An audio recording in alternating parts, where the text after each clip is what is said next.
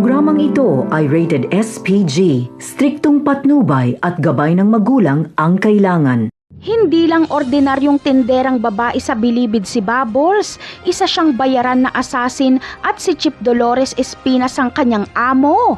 Kapag may gustong ipapaslang ang isang mayamang tao, ay si Espina ang kokontakin nito at si Bubbles naman ang tatrabaho.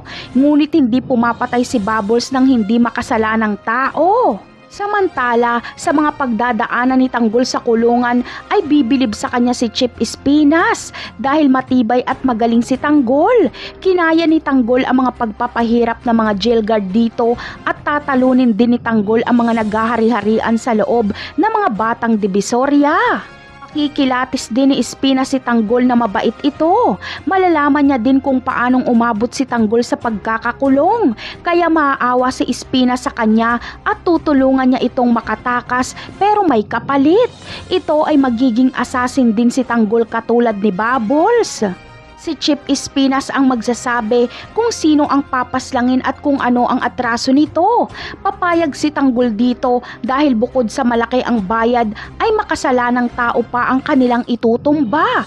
Kasangga niya si Bubble sa bawat itutumba.